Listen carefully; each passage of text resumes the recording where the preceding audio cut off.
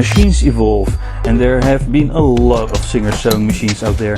This advanced machine, the Singer 206, was one of the first domestic Singer sewing machines capable to do zigzag. Later more on that.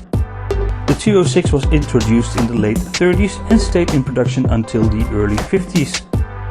This model was made in 1952 and is a lightweight aluminium version. The successor was a 306 and it is related to the 319 and 320 as well.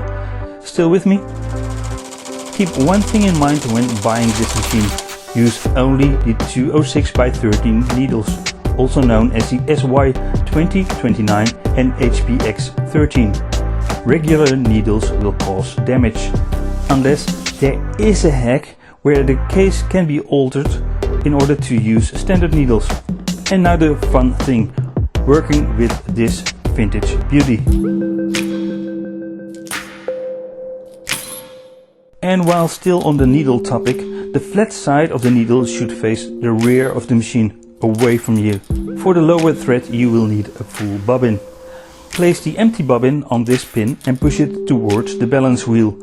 The rubber wheel needs to make contact with the balance wheel. You can wind the spool without moving the needle. Simply turn this clutch plate on the rear a quarter turn to the left. Put a full spool on top of the machine and guide it via this hook left and this small wheel bottom right to the empty bobbin. And now you're all set to wind the bobbin. And when it's full, the spring will disengage the unit, or you can press the lever yourself. Hold this in your right hand. The thread should travel from underneath towards you. Put the bobbin into the bobbin case which you are holding in your left hand and pull the thread until it travels past the spring and the tension disappears. Tilt the machine backwards and insert the bobbin into the race. Let's continue by threading the Singer sewing machine. Spool on top and pull the thread towards your left, around this swirly hook and then down to the tension unit. Let the thread sit between the two tension discs. The spring has to catch the thread. Now a little to the left, underneath this hook and then up to the swing arm. Through the hole, right to left. Down under the first and second hook. And a third just above the needle. Pull the thread through the type 206 needle from front to back. Make one complete circle. The bottom thread is also ready to go, and since everything is done, but is it?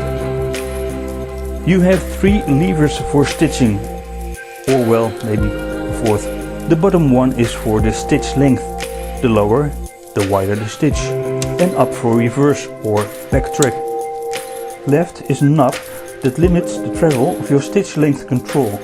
By using it you can go back and forth with the same stitch length. In the middle you see a dual control. This is for zigzag, or as Singer called it, the swing needle. The left part is the position of the needle. You can stitch in a straight line, but with the needle a little offset. The right side is how wide the stitch length needs to be. A wide one, or just skipping a little left to right and back and forth again. There are other videos on YouTube addressing this. Of course you have the tension unit too. This controls how much the machine has to pull, or better, how much friction the unit provides in order to produce a perfect stitch, depending on the needle size, thickness of the thread and the material you are using. That's all for this brief introduction.